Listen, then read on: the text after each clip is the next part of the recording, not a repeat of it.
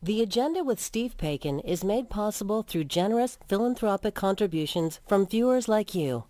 Thank you for supporting TVO's journalism. Tonight, why Donald Trump takes what some call a controversial, what others call a madman approach to global affairs. Then, onpoli, as John Michael McGrath and yours truly bring you the latest from Ontario's 44th general election campaign. That's all ahead on the agenda.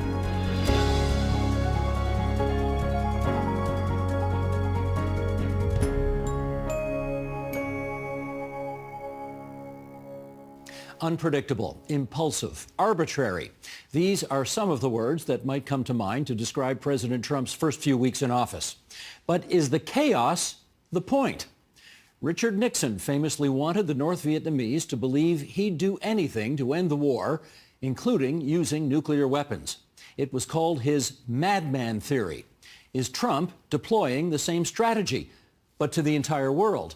And what does his zero-sum approach mean for the post-World War II order? Joining us now to help answer that, in Medford, Massachusetts, Daniel Dresner, professor of international politics at the Fletcher School of Law and Diplomacy at Tufts University. And in Washington, D.C., Janice Stein, the Bellsberg Professor of Conflict Management and founding director of the Munk School of Global Affairs and Public Policy at the University of Toronto. And we are happy to welcome two such thoughtful and wonderful familiar faces back to our program. Daniel, I want to start with you because I think for those who are not old enough to remember the Vietnam War, they may not have heard of this expression, the madman theory of politics. Tell us what it means. First, I want to go on the record and say I'm not old enough to remember the Vietnam War, but I've studied it. And yes, you're correct that the madman theory goes back to Richard Nixon telling Bob Haldeman, his chief of staff, according to Haldeman's memoirs, that Nixon's goal was to act in a sort of crazy manner in the hopes that the North Vietnamese and the Soviets would believe Nixon will do anything, including the use of nuclear weapons in the Vietnam War. The hope was that by demonstrating how crazy he was, that would force the North Vietnamese and the Soviets to the bargaining table and lead to a speedy resolution of the Vietnam War. And just a quick follow-up, is there evidence in your mind that Trump pursued this kind of policy when he was president the first time? Yes, there is explicit evidence for this. There's a famous report in Axios that Jonathan Swan reported at the time that when the Trump administration was trying to renegotiate KORUS, the U.S. free trade agreement with South Korea, Trump explicitly authorized his U.S. trade representative at the time, Robert Lighthizer, to go to his South Korean counterparts and say, Trump is crazy. Trump wants to exit this agreement now. You have to make the concessions now in order to expedite this deal. And actually then sort of pantomimed in the Oval Office what Lighthizer was supposed to say. There's also pretty clear evidence that with respect to North Korea, throughout all of 2017, Donald Trump used incredibly bellicose rhetoric in terms of threatening North Korea with the idea of fire and fury and dubbing Kim Jong-un Rocket Man, claiming that, there could be a conflagration of some kind or another. And then when the North Koreans sent a signal that they perhaps wanted to talk, Trump immediately accepted that and agreed to 3 separate meetings with Kim Jong-un. So, Janice, is the chaos calculated? Yes, I agree with everything that Dan said and more. Steve, I think it's important here to distinguish between unpredictable and mad, crazy, out of control. The madman theory is really, I am crazed, I'm out of control. That's different from unpredictable. And I think there's no question with Trump that he deliberately calculates the sense of unpredictability, creates chaos, everybody scrambles. And if we need any indication, any evidence that the unpredictability works, look at these last 2 or 3 weeks on tariffs, as our government has scrambled, the Mexican government has scrambled, totally took over the agenda. He's actually getting the attention that he wants. Now, I saw Dan's eyebrow go up there, and he did back off for the moment on those 25% tariffs, but we're back at it again on steel and aluminum at 25%, and that is overwhelmingly a hit against Canada. The madman theory, which is way up the ladder, I am insane. There's a lot less evidence that that actually works. It's tough to make people believe that you are absolutely out of control and detached from reality. Daniel, I suspect there is a difference between being a calculating madman with some kind of philosophy underpinning that behavior and just a complete dangerous fool. Which do you think Trump is closer to here? I think he's closer to the first one. Trump has made it clear. We've seen this script before in his first term, and we've seen it even in the first 3 weeks, where once he actually approaches the prospect of genuine economic cost to what he's contemplating, he backs down, as what happened in the case of Canada and Mexico, after Canada and Mexico agreed to concessions that they had already previously said they were going to do in November and December. And furthermore, I would add that the madman theory doesn't work if you actually think that that the person that you're dealing with is genuinely insane. The problem with the madman theory is that, in any kind of form of coercive bargaining, there are two kinds of credible commitment that you have to make. The first is that you're going to credibly threaten something that is going to be incredibly punishing, and that's where potentially acting like a crazy person or acting like a person with extreme preferences can pay off. But the second credible assurance, and this is extremely important, is that if your target then agrees to a deal, you will then honor that agreement and not impose any punishment. And this is where Donald Trump runs into some difficulty. The madman theory absolutely increases the credible commitment that you're going to punish, but at the same time, it erodes your belief that if you make any kind of deal, Trump is actually going to back off.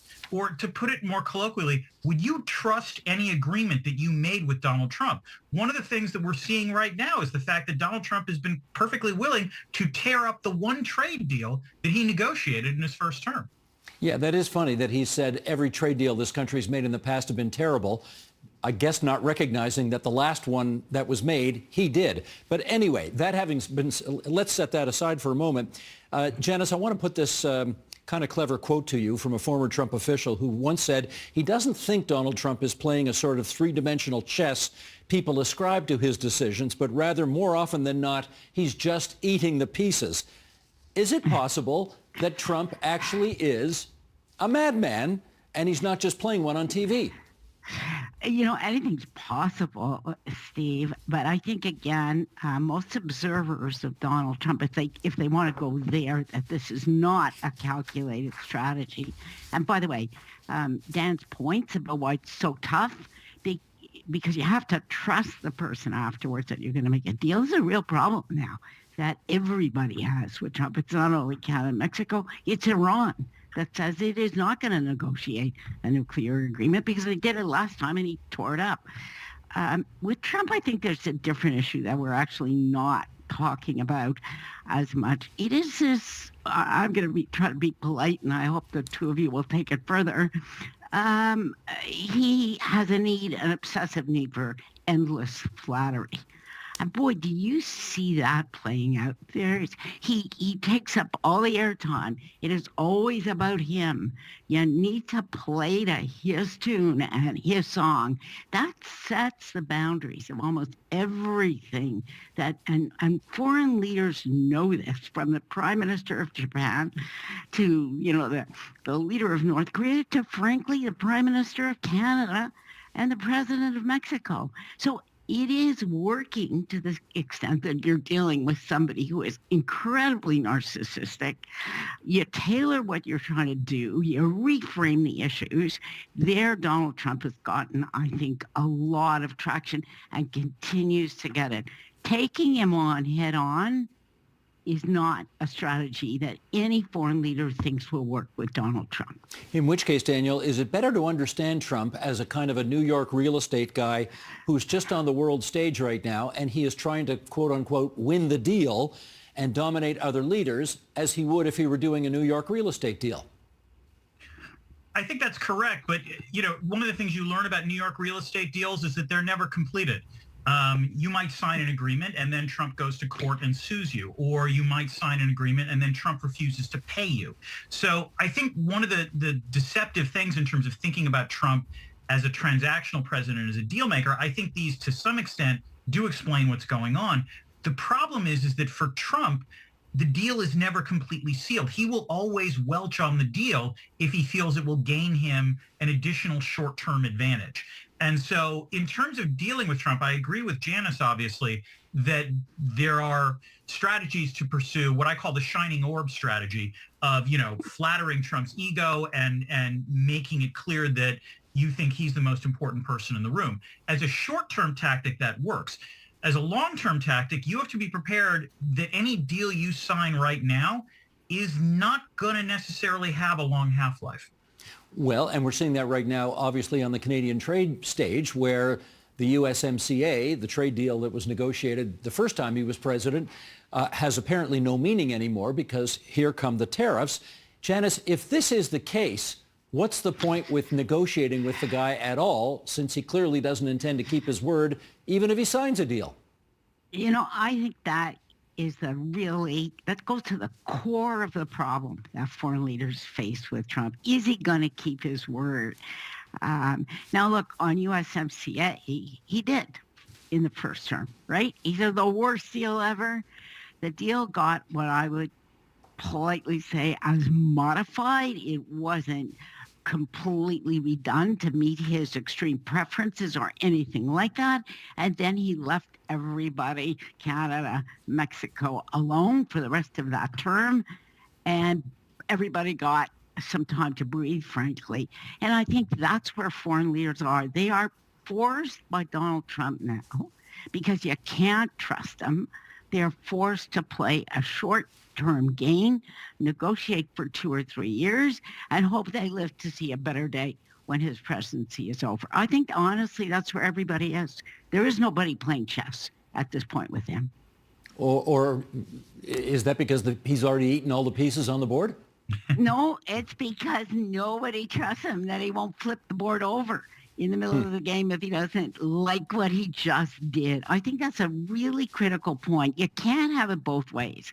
You can't, humiliate leaders, force them to flatter you, do all of that, and then not give them a reward, which means, okay, if we've got a deal now, I'm going to stick by this. It's the credibility to keep his commitments, which he has virtually none, frankly, with anybody.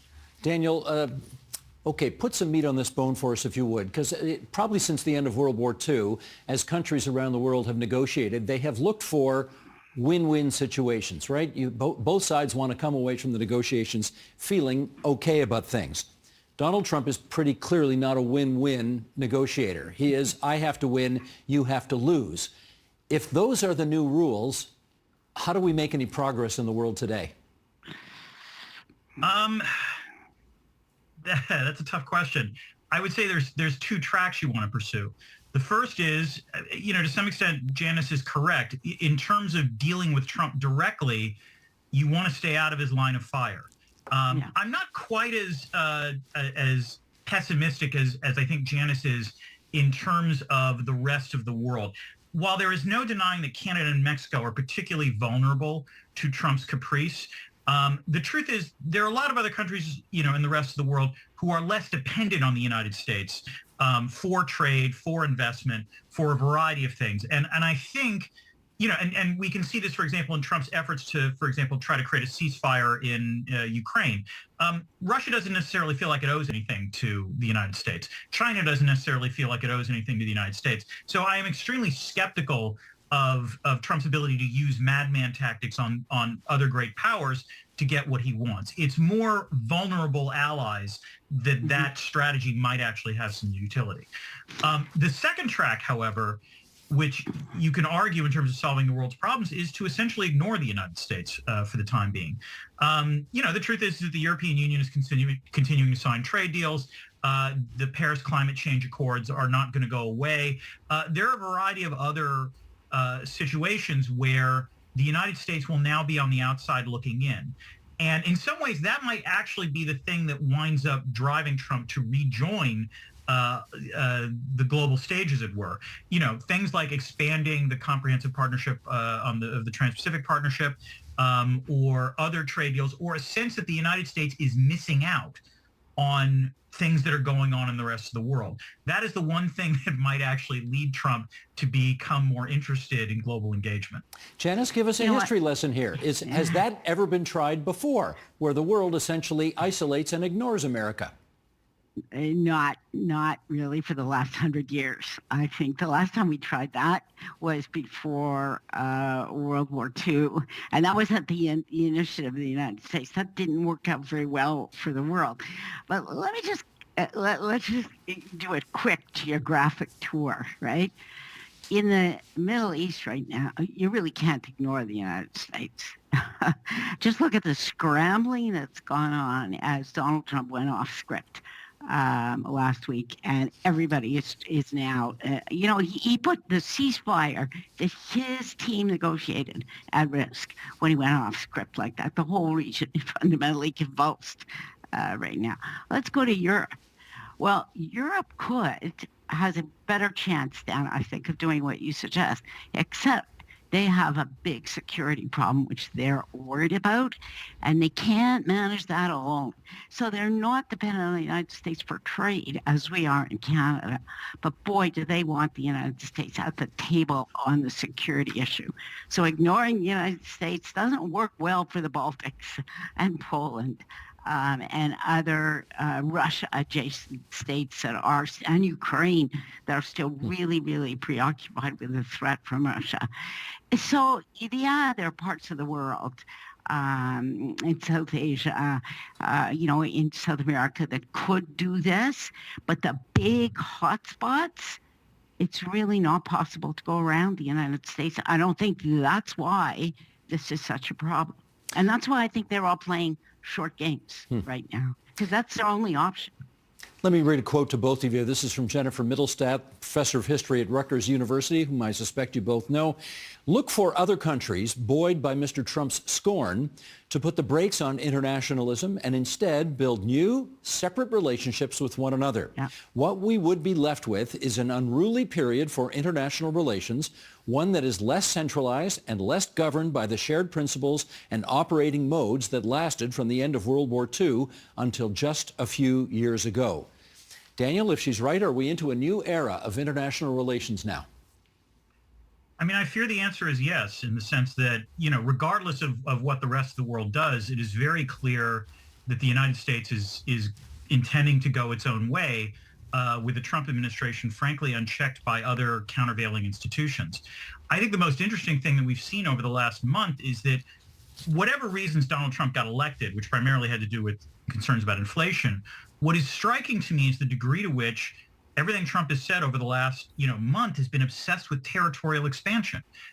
He talked about this in the State of the Union address. He's talked about Canada being the 51st state. He's talked about control over the Panama Canal. He's talked about annexing or buying Greenland. And now we're on this absurd notion of somehow the United States is going to annex the Gaza Strip.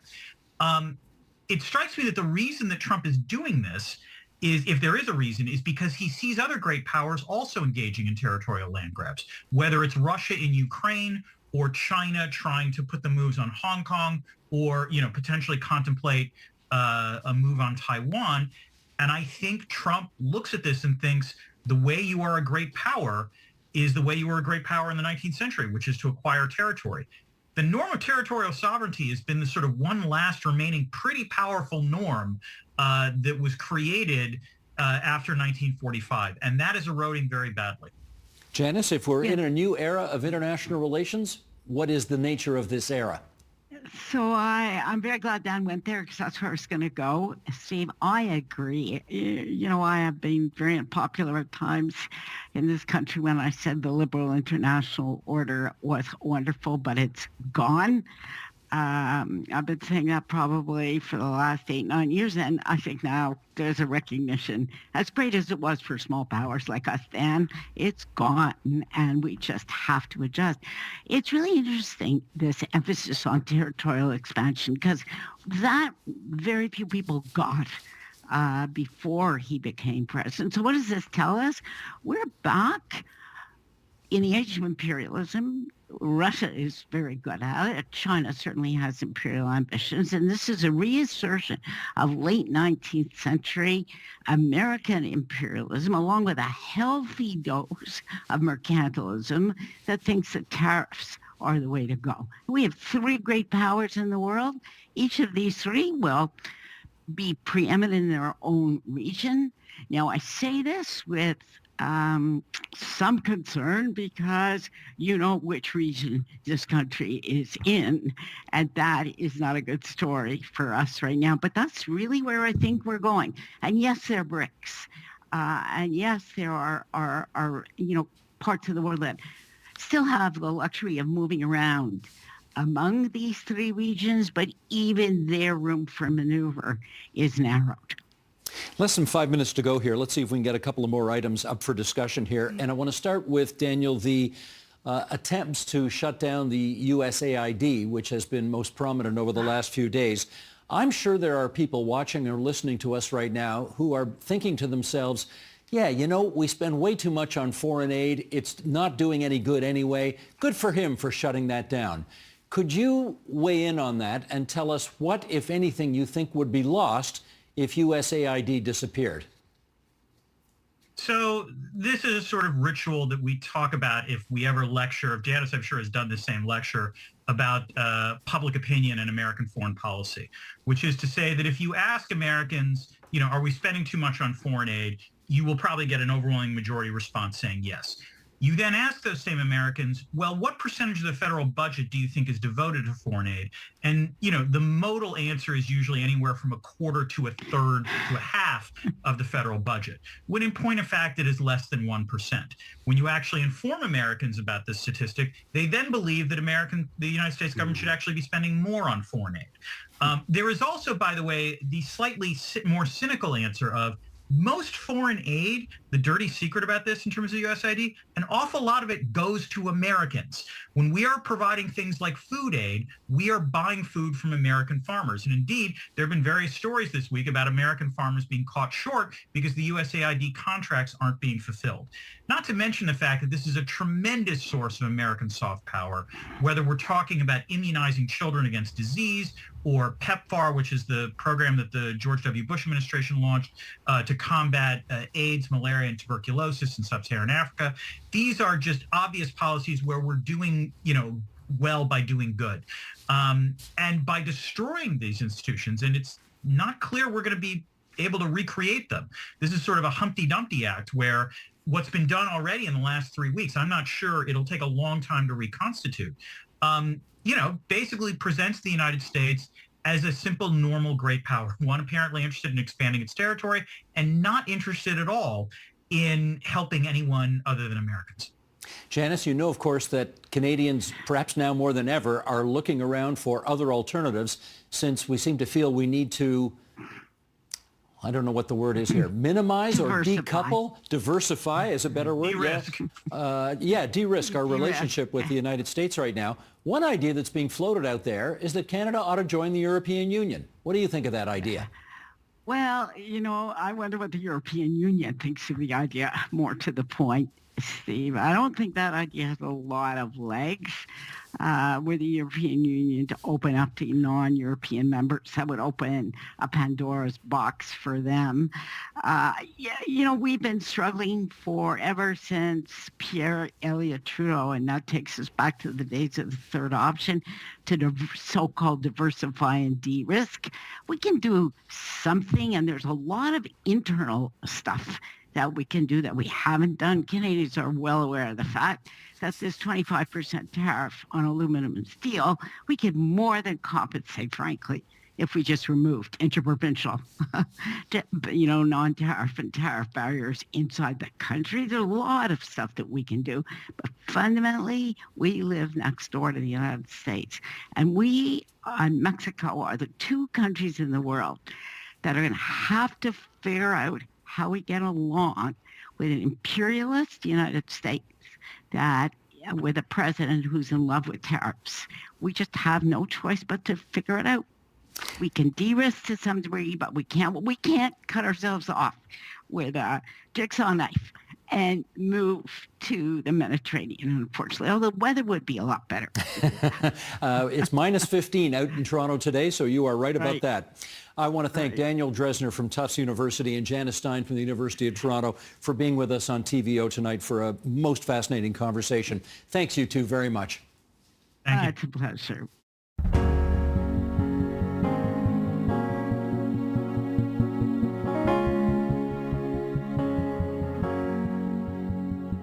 We are mixing things up a little bit on the podcast. Last week we had that crossover version where the folks from the Trillium joined us. And today we are joined by, we've never done this before. This is very exciting. Look at this. We have a live studio audience here. We are trying a few new things to keep it fresh because, after all, we wouldn't want this relationship of ours to become like every other marriage, right? I feel suddenly in danger of what my wife would say, depending on how I answer that question. But we will move on. For our listeners, would you be interested in a live onpoli show? Email us in at onpolitics@tvo.org, and we would, of course, love to know your thoughts. Indeed, we would. And with that, let's get on with the show. We are off to issue one. The Philadelphia Eagles crushed the Kansas City Chiefs in this past Sunday's Super Bowl.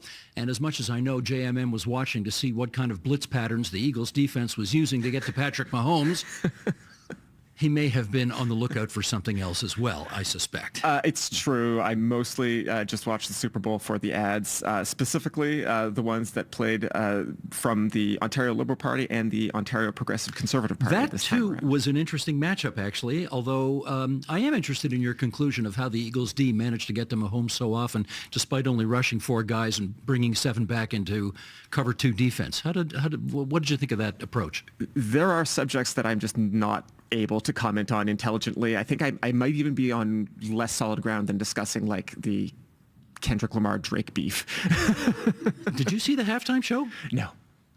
Okay. Well, I did see it. I saw it after the fact. You saw it after the fact? I did watch the halftime show. It was Kendrick Lamar. Yes. Didn't understand a word of what he said. But that may have more. You know what, though? Watch with a bunch of guys, none of whom knew none of the songs. We knew none of the songs. But the 3 grandchildren in the room sang along and knew every single lyric. So it just goes to show you. Kids these days. My time has passed. Yeah, kids these days. Why don't we stick to analyzing the political ads that's instead? What you and I are best built for. Maybe. Here's one from the Liberals. Let's start with that. Doug Ford just said he was happy Donald Trump won the election. The election day, was I happy this guy won? 100% I was. Happy? What I'd like to see, Canada become our 51st state. Was he happy Canadians might lose their jobs? The tariff will be substantial. Or does he just care so little about the people of this province that he saw an attack on Ontario as an opportunity for himself? We need a clear mandate for 4 years of dealing with our American friends. Was I happy this guy won? 100% I was. Well, ever since Doug Ford got caught inadvertently on a hot mic saying that he was 100% in favor of Donald Trump winning the election, that has had a lot of airplay. Yeah. And it got some airplay during the Super Bowl as well. What'd you think? I will be surprised if we get to the end of this election without that clip being turned into like a dance mix or something. I think the opposition parties want to blanket the airwaves as much as they can with that clip. They want that clip to be what you think of when you see Doug Ford's face. But I got to say, Doug Ford has a very long history of saying things that get him into hot water. I remember the 2018 Liberal campaign strategy was to dig up all of these sometimes offensive quotes from Doug Ford's earlier time in politics. And it just didn't work. People have sort of priced in the fact that Doug says things sometimes. Now, maybe it'll be different this time. Clearly, they are trying to make it different this time. But the precedent here is not obviously great for the opposition. Mm-hmm. I guess I'd make a couple of observations. Number one, I think you have to give props to the Liberals for the fact that this piece of tape became public, and they turned it around in relatively short order and made an attack ad out of it. So in terms of their ability to respond to unfolding events on the ground, good for them. They got in there quickly and made something happen. Second thing is, though, and my hockey buddies are my great focus group because you and I are not real people, but they are real people. My hockey buddies said, oh, yeah, that's just Doug mean Doug. Yeah. So you talk about this is all priced in or baked into the cake. I'm not sure anybody, certainly not the people I play hockey with, were particularly perturbed about the fact that Doug Ford was being his authentic self, talking about how much he wanted Trump to win. I mean, of course he wanted Trump to win. He's been a big Trump fan for as long as he's been in public life. So there's that. Not anymore, he says. Not anymore. He says not since, we can't say it, right? This is still a family pod? Yeah, I think... Mr. Ford said he used an F-bomb. Anyway, I can't say it. Let's move on. Let's do the PC ad now, which of course is all about protecting Ontario. So if you would, let's have a look at that one. We all have things we worry about. But when we know trouble is headed our way, we need a fighter. Someone who protects us, our jobs, and our families. That's Premier Doug Ford. When Ottawa descended into chaos, he stood up for us.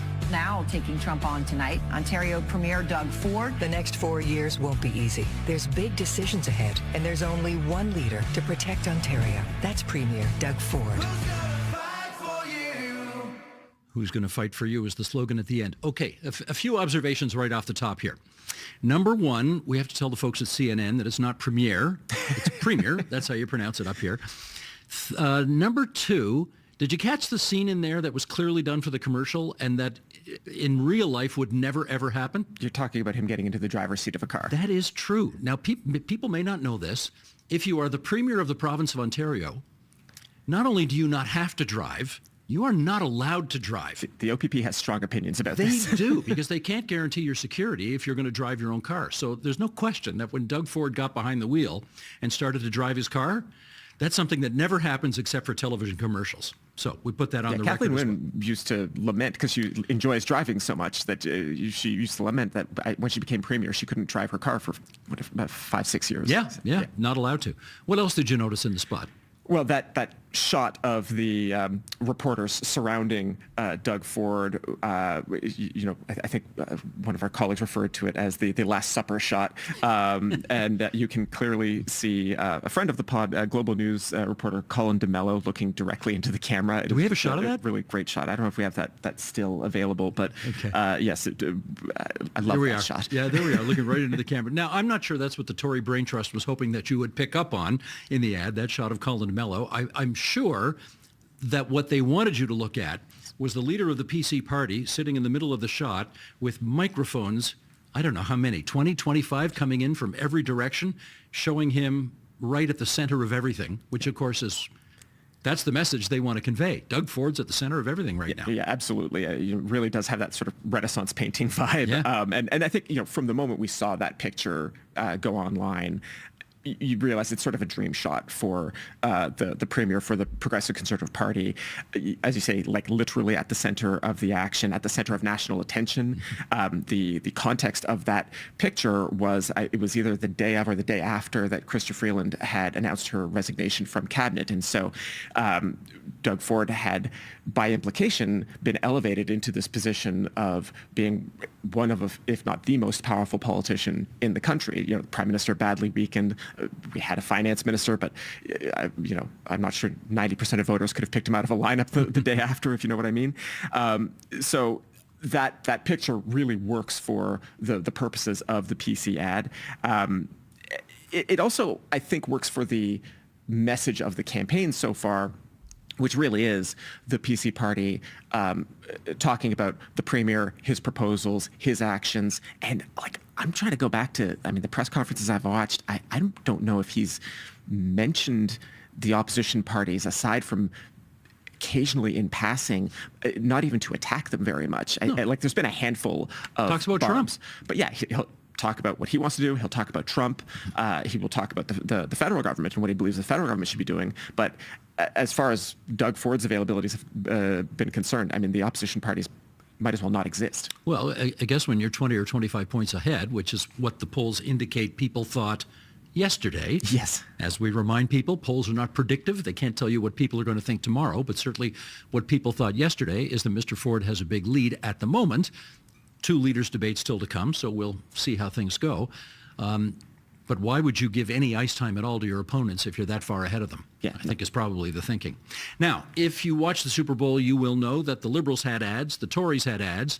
The New Democrats did not have ads, but we did want to include them in this ad palooza that we're doing here. So Mara Stiles, the leader of the NDP, did drop a new ad last week. It is mostly in rotation. I guess you don't call it in rotation if it's on social media. It's out there on social media. And here's what that looked like. Roll it if you would. I'm Mara Stiles, and I've spent my life fighting for working people and winning. Now I'm running to be premier, to build homes, hire doctors, fix schools, and make life more affordable.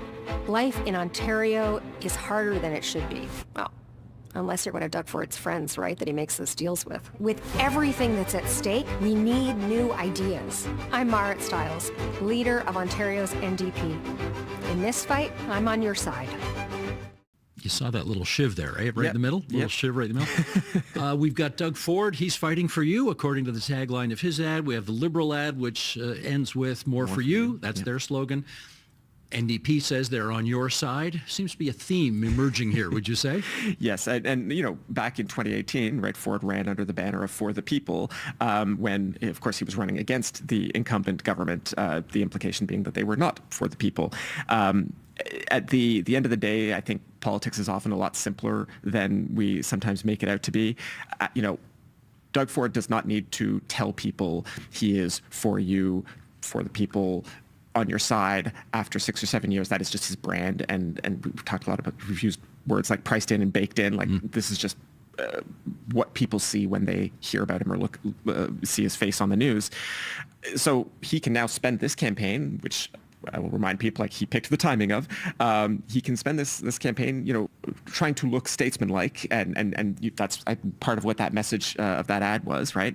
And the opposition parties are the ones really trying to dent that image, and so, you know, that was part of what we saw with Crombie's ad, and part of what we see with Stiles' ad, the reminding people that, of course, there are controversies about the PC government, including its connection to certain well-heeled interests. Well-heeled interests? Did you want to be more specific about that? Well, certainly if we asked the NDP to be more specific, they would talk about the deal for the spot, Ontario Place, and, you know, the developers who at one point stood to profit from the Greenbelt, that kind of thing. Only by $8.25 billion. That's yeah, you know, small, trivial sums like that. Small fry.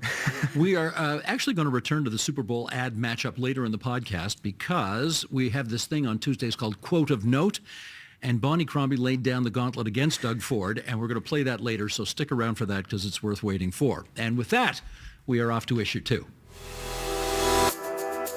Just when we thought Donald Trump had dropped the subject of tariffs for the duration of this election campaign, no, it's back with a vengeance. The president announced this week that he'd bring in tariffs on all non-U.S. steel and aluminum.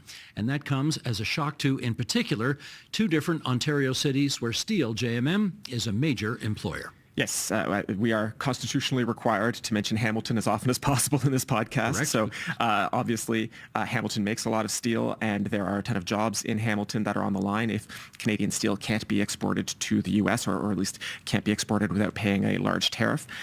It's also a city where there are at least 2 ridings that I think you and I will both be watching closely on election night. In Hamilton East Stony Creek, Minister of Sport Neil Lumsden won under some, I would say, odd circumstances last time. That was a race where the former New Democrat, Paul Miller, was running as an independent, splitting the vote amongst the New Democrats, certainly. Lumsden ended up winning by 34%. So he won with 34%. Yes. Not by 34%. Yes, sorry. He would love to have won by 34%. Who wouldn't, right? Yeah. No. Yes, he won with 34% of the vote. And so we will see if this time, if there's a unified NDP vote, whether he will win again. He's the incumbent, not the incumbent, the former incumbent. Former sitting member. Former sitting member. This is one of my pet peeves, along with lieutenant instead of lieutenant, okay? Yes. Just so you know. And, you know, if the Tories are as far ahead as some of the polls suggest they are, maybe Lumsden has nothing to worry about, but we will be watching nevertheless. Then there's also Hamilton Centre, where history of may repeat itself of a sort. You have the former sitting member, Sarah Jama, who is running again as an independent. She was removed from the NDP caucus over her remarks and statements about the war in Gaza. The NDP have their own candidate, local physician Robin Lennox. So we will see, it looks like, another split vote among the NDP in that riding. Hamilton Centre has almost always been represented by the NDP with a liberal Dom Agostino in the early part of the 21st century. A long time ago. Yeah, a long time Andrea ago. Horvath's seat for a long time. Yeah, exactly. So this will be one to watch. Normally, you would sort of assume it was an NDP lock, but obviously it's not going to be normal circumstances this time around. And who knows what the prospect of steel tariffs will do to the politics of Hamilton right now. And not only Hamilton, there's another city obviously in Ontario where they make a lot of steel, and we should take a look at that one as well. Yes, this is another seat worth watching. In Sault Ste. Marie, Algoma Steel is, I believe, the largest private sector employer in the region, supports a number of spin-off firms as well. Interesting firm. In the past couple of decades, they've been through a bankruptcy proceeding. There have been changes in ownership, that kind of thing. But politically, Sault Ste. Marie will be interesting to watch because Ross Romano, who was in cabinet, then was not in cabinet, he has opted not to run again. And so that's an open seat where, prior to Ross Romano, that was a seat held by the Liberals. I think the NDP really believe that they've got a strong chance to take it this time. Last time I checked the listing for Elections Ontario, we didn't have the official nominated candidates for the opposition parties, but the NDP definitely had one. The New Blue Party had one. But I believe I might be out of date on that one because I believe the parties have now said that they do all have full slates nominated. Yeah, everybody's got, the three major parties have 124, all nominated, all spots nominated. Yeah, this is obviously a big deal. The auto sector has received billions of dollars in subsidies and investments to preserve EV jobs there. Steel companies have also seen some government funding as well to help preserve jobs there, right? That's and this goes back to long before we were talking about tariffs. The steel sector is a big emitter of greenhouse gases, and the federal and provincial governments have both provided hundreds of millions of dollars, very large sums to both Algoma Steel and in Hamilton, the Dofasco steel mill, ArcelorMittal. They are looking to electrify their steel mills. This is instead of using a bunch of coal to make steel, you use cleaner electricity. Ontario has a relatively clean electricity grid. So it's one way of removing pollution from the production of steel, but it's very expensive, and you got to make those costs back somehow. And again, if we're now talking about 25% tariffs on Canadian steel, there's going to be a lot of question marks about whether those investments were worth the money. Exactly. So, in other words, watch us on election night, because as we look at those ridings in particular, those two ridings in Hamilton and then the one in Sault Ste. Marie, we can really tell those are great focus groups to determine whether or not the Ford message about protecting us from tariffs will play in two places where that issue is huge. Yeah. Anyway, worth watching. Let's go on to issue 3. According to a new poll from Nanos, what issue is number 1, top of mind for Ontarians during this writ period? Is it tariffs? Is it Trump? Is it crime? No. The answer is healthcare. With a family doctor shortage and long wait times plaguing the system, the parties have made their pitches on how they're going to fix the many things that are wrong with our healthcare system. JMM, let's go through some of them now, shall we? Right. So we've got, let's start with the Ontario Progressive Conservatives. They have pledged to spend $1.8 billion in order to create 305 healthcare teams, which help coordinate care in order to relieve some of the burden on family doctors who would be otherwise having to deal with this in their own private practices. There are currently 58 healthcare teams in the province, so this would amount to a very substantial expansion. So there's 58 now. They want to get to 305. That's a long way to go. The idea is to connect everybody with some form of primary care, even if it's not like an individual private practice family doctor. The healthcare teams would get people that kind of care. On to the Liberals. Right. So we've got the Liberals planning to spend more at $3 billion to recruit 3,100 family doctors by 2029. So that would be the end of their first mandate. They want to create 2 new medical schools and expand the capacity of current schools. Obviously, you don't just want to hire doctors and nurses. You want to create a bit more of a pipeline. We've talked about this a lot since COVID, frankly. And increasing the capacity to train new people is how you get get the personnel side of healthcare a bit more on a solid footing. Maybe getting recognizing the credentials of foreign-trained doctors as well, who could be a part of this solution in addition. Yes, absolutely. The NDP are talking about $4 billion and 3,500 doctors by 2029. Again, the end of that first mandate. They would hire more doctors in Northern Ontario specifically. We've talked about this a lot, where like if you need any kind of specialized procedure or diagnostic in Northern Ontario, often your first healthcare step is get on a bus to Toronto or Ottawa, right?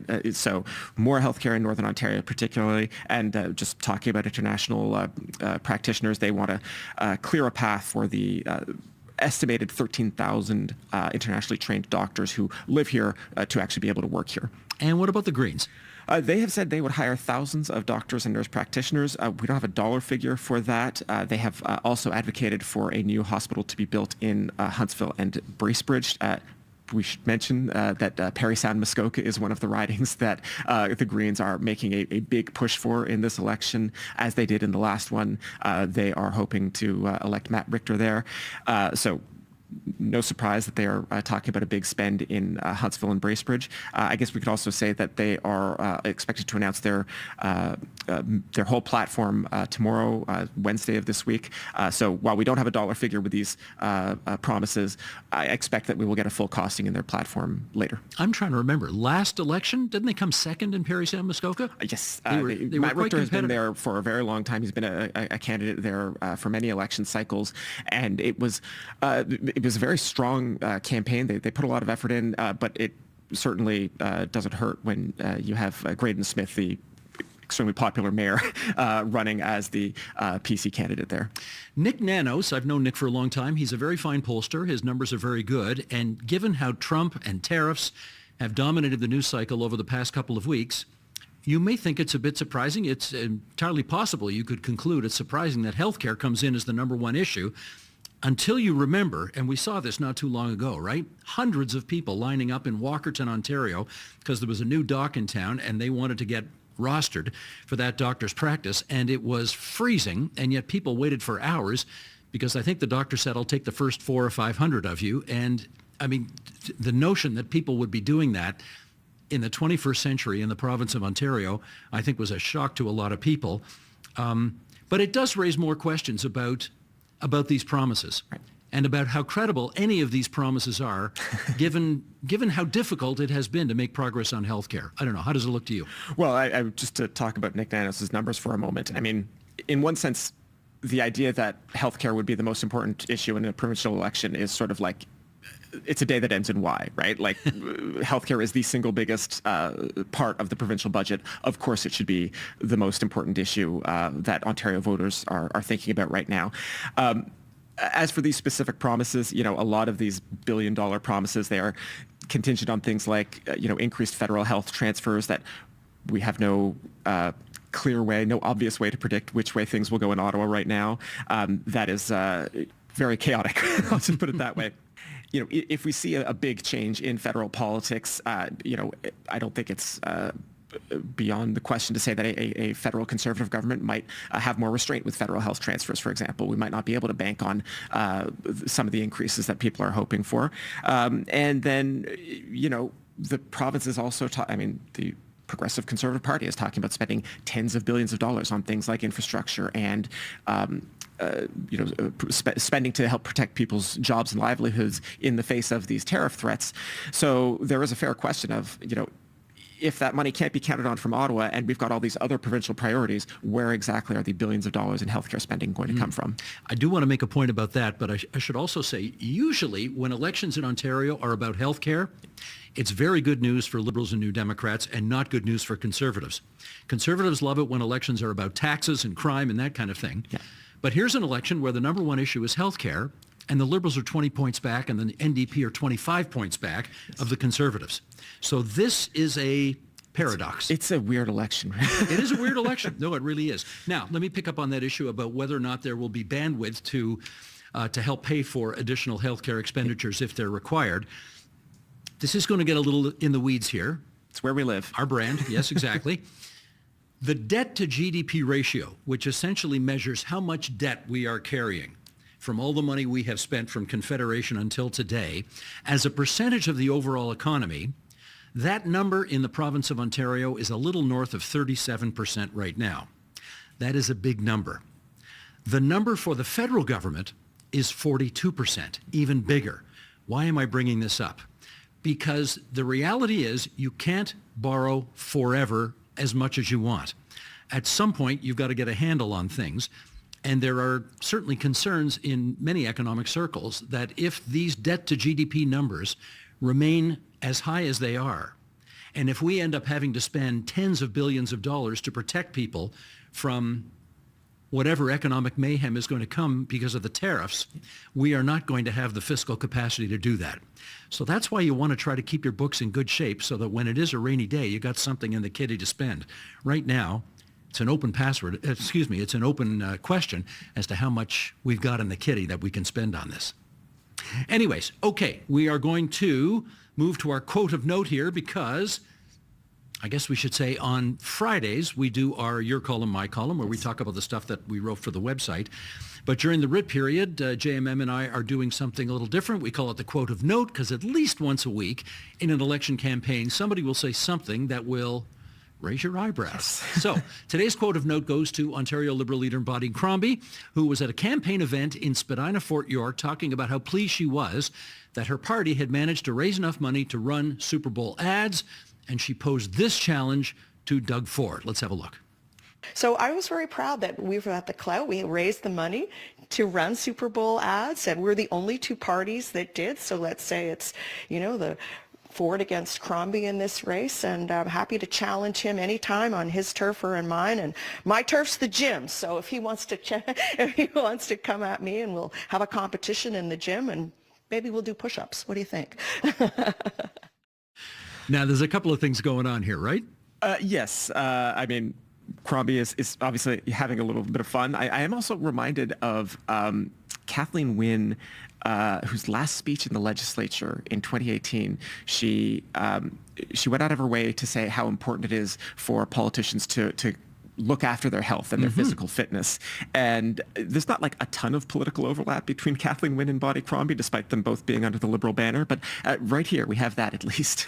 Well, here, a couple of things on Crombie. Number one, this is a woman who turned 65 years old last week. Yeah. And she is making a point that this 65-year-old woman is in a lot better shape than the 60-year-old male Doug Ford. Yes. That's number one. Number two, you notice how she said, okay, it's me against him. Yes. Completely marginalizing the NDP. Trying to box out the NDP, absolutely. That is exactly what they always say you got to win the progressive primary first before you can take on the governing Tories. So this is certainly an attempt by Crombie to marginalize the NDP and say they're not part of the equation. It's just me against him. We'll see how much that works. Incidentally, how many push-ups can you do? If we start talking about push-ups, then we're going to get into protein intake and creatine supplementation, and then the algorithm's going to put us in a totally different part of YouTube, and I just don't think anybody wants that. We can't have that. We can't have that. So let's push on, shall we? If you've got a burning question or insightful comment, we always like to hear from you at onpolitics@tvo.org. JMM, what do we got this week? So our email is from listener Hal Graham in Kingston, who writes, Stephen JMM, Doug Ford claims he will be best to protect Ontario against Trump. I haven't heard the other candidates challenge that notion directly. Is it true? How does Doug Ford's record back up this claim? Would he really be the best in standing up to Trump? How do Stiles, Crombie, and Schreiner compare in this category? What policies have been developed in each campaign on personal traits demonstrated that would stand the test against Trump? Thanks for helping us decide. Hal Graham in Kingston. Hal, you will not be surprised to hear that all of the parties think that they will stand up to Donald Trump better than the other guys to protect Ontario jobs. Stiles, Crombie, Mike Schreiner of the Greens have all criticized Doug Ford over his ability to deal with Donald Trump, pointing out a couple of things. Number one, Trump and Ford are not going to be at any negotiating table looking across the table at each other anytime soon, if ever. Probably never.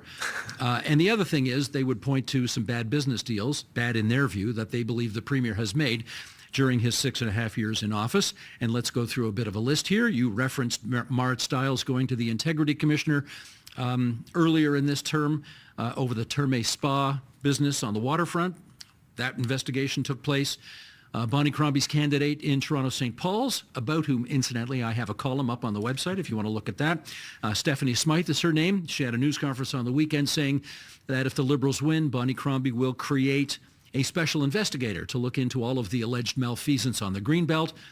Mike Schreiner, I think, of all the leaders, has been the most critical of the notion that Doug Ford is actually going to Washington, D.C. this week to have meetings, to try to get Donald Trump to drop the tariffs.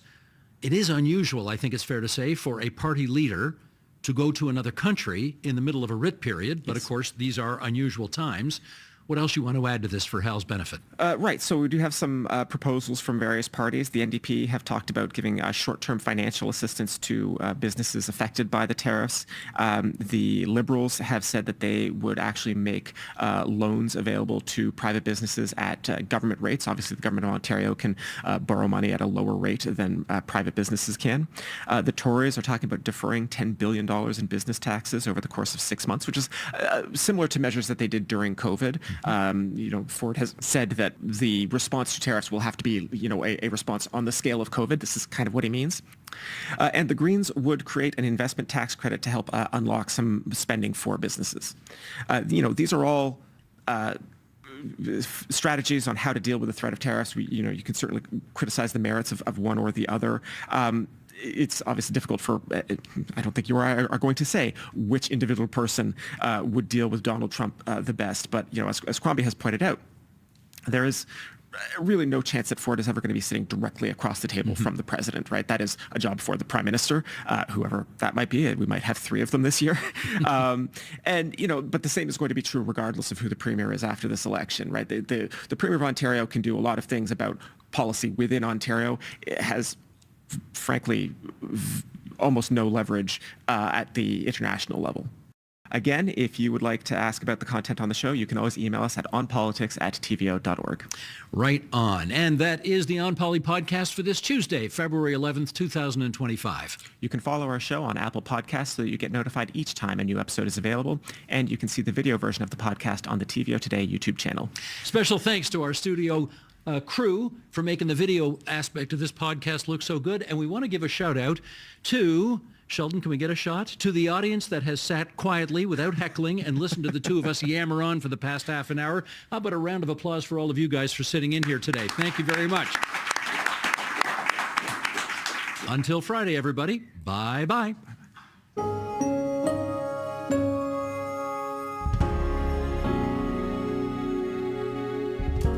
And that is the agenda for Tuesday, February 11th, 2025. Tomorrow, we look at Premier Ford's record on protecting Ontario's crown jewels.